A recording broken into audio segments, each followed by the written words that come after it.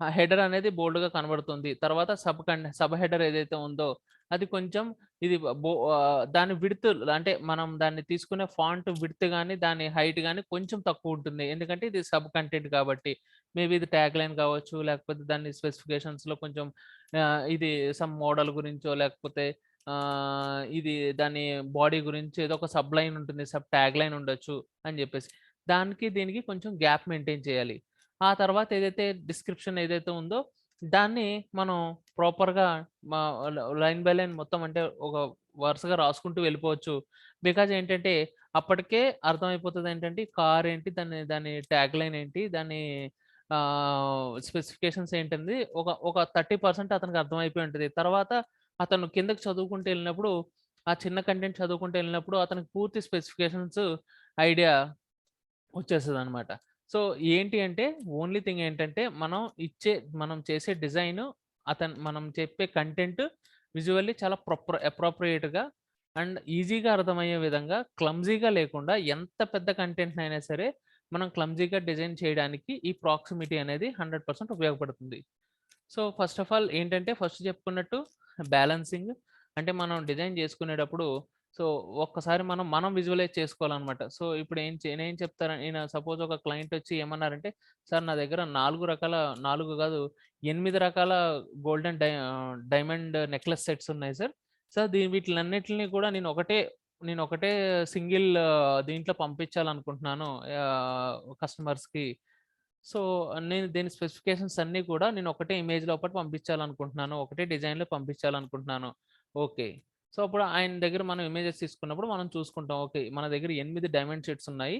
మనం ప్రతి దానికి కూడా మనం ఒక దాన్నేమంటారు? ప్రతి దానికి కూడా స్పెసిఫికేషన్స్ ఇవ్వాలి.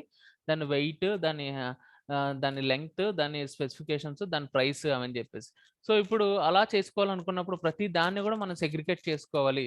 సెగ్రిగేట్ చేసుకొని ఈ proximity with the help of this ప్రాక్సిమిటీతో మనం ఏం చేయాలంటే ఓకే. ఫస్ట్ ఇమేజ్ అనేది మనకి క్లారిటీ ఉండాలి. సో, సపోజ్ మనం దాని సైజ్ తీసుకున్నాము 1800/1200 సైజ్ ఆఫ్ స క్యాన్వాస్ సైజ్ తీసుకున్నామనుకోండి.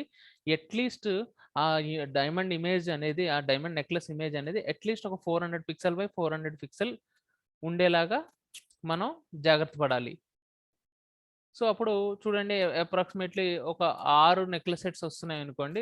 6 ఇంటూ 4 2400 సో, సరిపోవట్లేదు. అట్‌లీస్ట్ ఒక 200 అన్నా మనం తీసుకుంటే మనకి ఇటు బోర్డర్స్ పోయినా ఒక 8 నెక్లెస్ సెట్స్ అయితే మనకి ఇమేజెస్ వస్తాయి. సో, తర్వాత హెడర్ ఎంతుండాలి? దాని సబ్ హెడర్ ఎంతుండాలి? దాని డిస్క్రిప్షన్ ఎంతుండాలి? అంతా మనం క్లీన్‌గా పెట్టుకొని మినిమమ్ ప్రతి దానికి కూడా చదివి తర్వాత నెక్స్ట్ దానికెళ్ళేంత మార్జిన్స్ అయితే ఇచ్చుకోవాలి. దాని ప్రకారం మనం ఒక డిజైన్ జేసుకోవాలి. ఒకవేళ అది మనకి ఆహ్, అ అ అది మనకి ఇంకా సైజ్ సరిపోవట్లేదని అనిపించినప్పుడు, మనం with the help of client permission తీసుకొని ఆ యొక్క క్యాన్వాస్ సైజ్ అనేది మనం పెంచుకునే అవకాశం అయితే ఉంటది. లేకపోతే స్టిల్ ఇంకా సరిపోవట్లేదు అనుకున్నప్పుడు, సార్ ఇందులో పెట్టినా గూడా మనకు క్లమ్జీగా అనిపిస్తుంది. చదవడానికి వాళ్ళు కాన్సంట్రేట్ చేయలేరు. స్కిప్ చేసేస్తారు అని చెప్పి మనం నెక్స్ట్ పేజ్‌కి దాన్ని తీసుకెళ్ళే అవకాశం అయితే ఉంటదండి.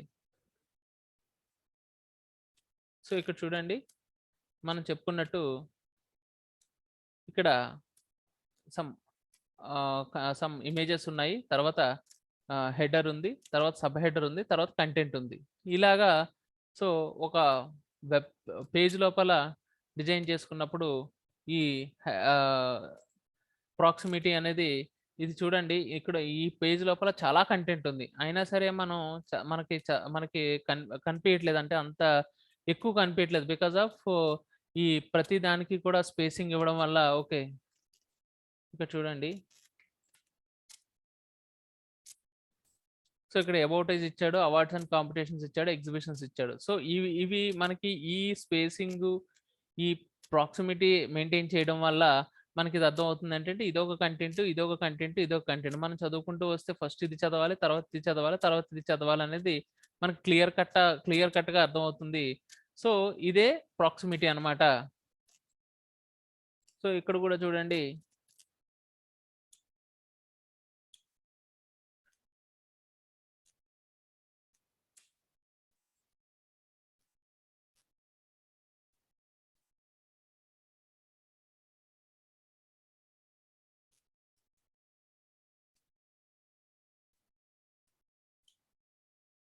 ఇక్కడ చూడండి, ఇక్కడ ఒక ఇమేజ్ ఉంది, హెడర్ ఉంది, సబ్ హెడర్ ఉంది, దీని కంటెంట్ ఉంది.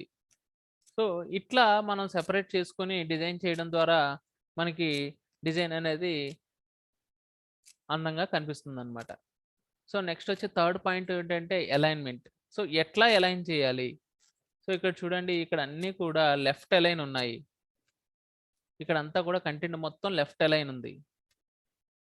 సో ఇక్కడ అన్ని లెఫ్ట్ అలైన్ ఉన్నాయి. చూడండి, ఇక్కడ అంతా కూడా లెఫ్ట్ అలైన్ ఉంది. సో ఇక్కడ అంతా కూడా లెఫ్ట్ అలైన్ ఉంది. సో అలైన్మెంట్ అంటే ఏంటంటే ఎట్లా మనం కంటెంట్‌ని ఎలా ప్రజెంట్ చేస్తున్నాము. మనకి మనం ఇప్పటి వరకు చూసాము అలైన్మెంట్స్ మనకు 3 టైప్స్ ఉంటాయి. Left align, centre align, right align. So ఇక్కడ చూడండి, అలైన్మెంట్ గురించి ఏం చెప్తున్నా అంటే every design element placed in your graphics should be visible align to something else on the page. Whether there's a side of the page, the edge of an image, the text and above it, etc. Nothing should be placed arbitrarily on the page. This is probably the first beginner mistake I see graphics as possibly easy to fix. So మనం ఏంటంటే suppose ఇక్కడ చూడండి, ఇతను ఏం చెప్తున్నాడంటే either ప్రాపర్గా పేజ్కి like left అయినా కావచ్చు, సెంటర్ అయినా, పేజ్ కాదు ఇమేజ్ ఉందనుకోండి. మనం గ్రాఫిక్ డిజైన్లో మోస్ట్ ఆఫ్ ద టైం ఇమేజెస్తో వర్క్ చేస్తాం కాబట్టి మనకి దీంట్లో ఏంటంటే లెఫ్ట్ అయినా కావచ్చు, సెంటర్ అయినా కావచ్చు, రైట్ అయినా కావచ్చు, ఎక్కడైనా కానీ ఇమేజ్ మనం ప్లేస్ చేయొచ్చు. కానీ అది ఎలా ఉండాలంటే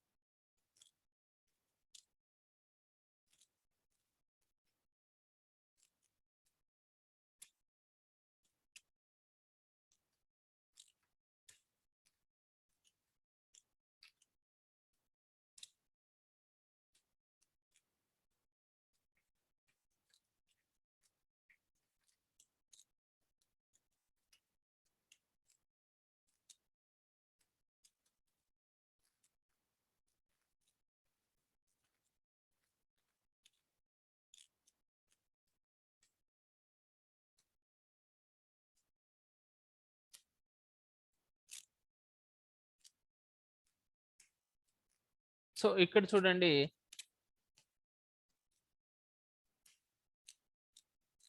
ఇక్కడ ఇమేజ్‌కి ఈ టెక్స్ట్ అనేది ఏదైతే ఉందో సెంటర్ అలైనే ఉందన్నమాట. సెంటర్ అలైన్ అని ఉంది. సో అదే ఇక్కడికొచ్చేసరికి ఇమేజ్‌కొచ్చేసరికి ఇవన్నీ కూడా రైట్ అలైన్ అయి ఉన్నాయి. 1, 2, 3, 4, 5, 6, ఇక్కడ 7 ఇవన్నీ కూడా రైట్ అలైన్‌మెంట్ అయి ఉన్నాయన్నమాట. టెక్స్ట్ అనేది అంటే ఇమేజ్‌కి టెక్స్ట్ అనేది రైట్ సైడ్ అలైన్‌మెంట్ ఉన్నది. మళ్ళీ అగైన్ ఆ టెక్స్ట్ వచ్చేసి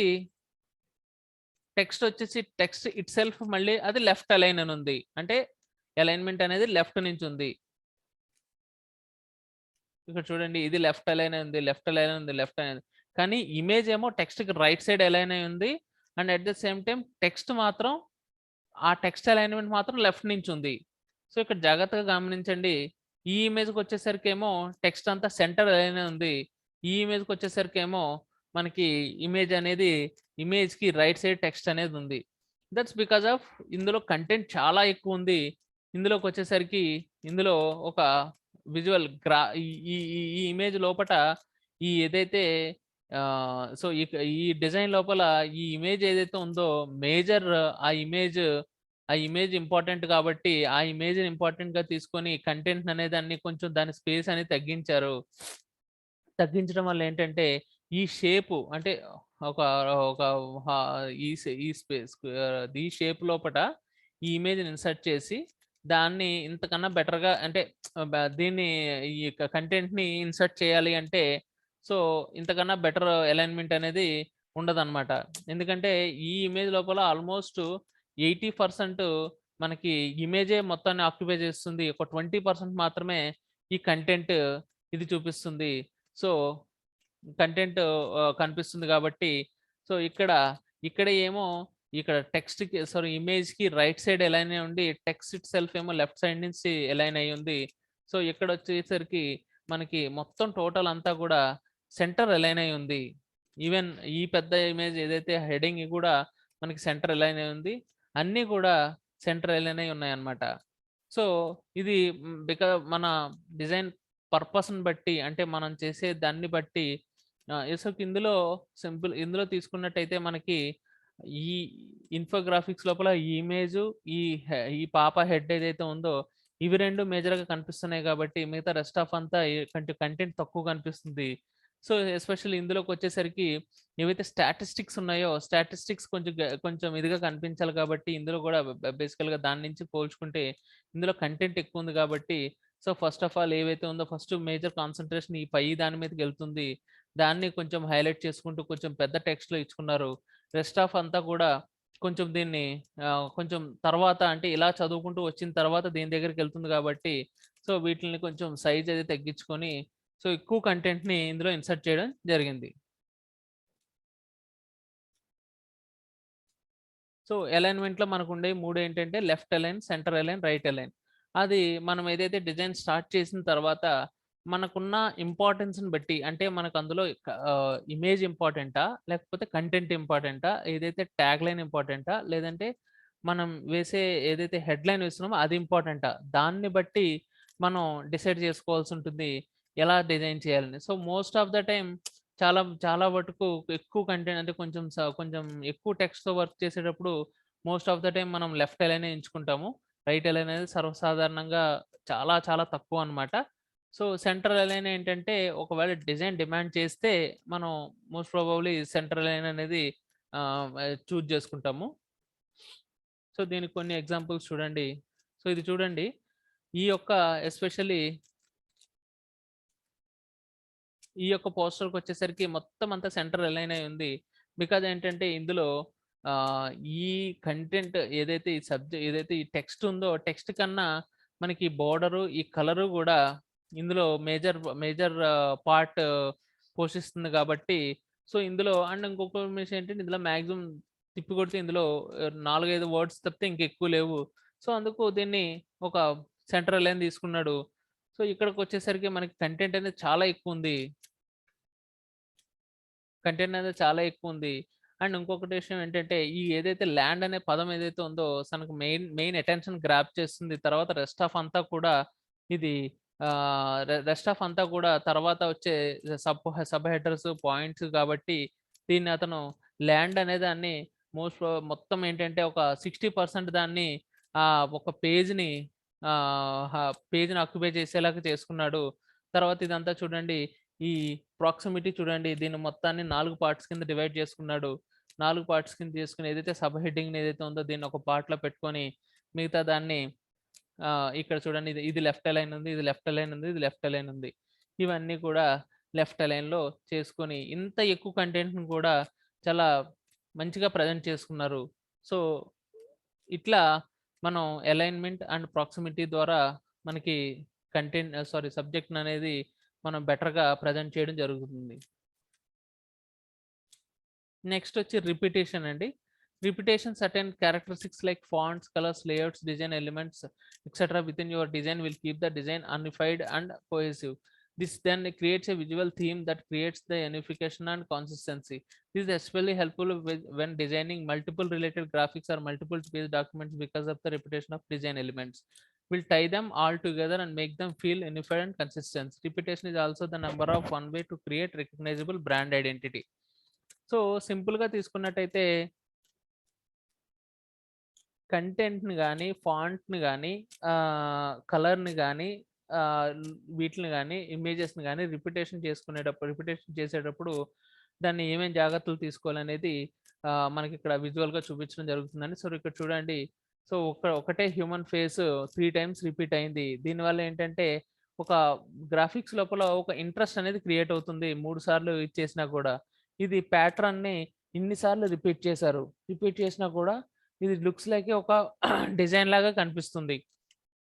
సో, అట్లా మనం డే ఏవైతే ఈ 3 కలర్స్‌ని గాని, ఫాంట్స్‌ని గాని, లేఔట్స్‌ని గాని ఏదైనా రిపీట్ చేసేటప్పుడు దాన్ని ఏమేమి ఇది తీసుకోవాలనేది అంటే మన విజువల్ థీమ్ ఎలా ఉంటుందనేది దాని గురించి రిపిటేషన్ అనేది చెప్పడం జరిగిందండి.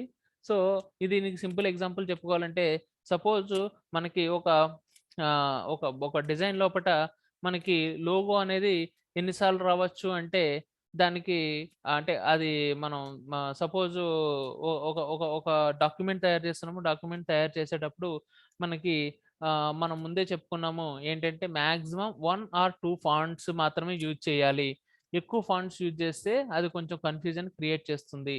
సో, అండ్ కొన్ని మల్టీనేషనల్ కంపెనీస్‌కొచ్చేసరికి మనకి మాక్సిమం 1 లేదా 2 ఫాంట్సే ఉంటాయి. దానికి కలర్స్ కూడా వాళ్ళు స్పెసిఫైడ్‌గా ఇదే కలర్ ఇచ్చేసుంటారు.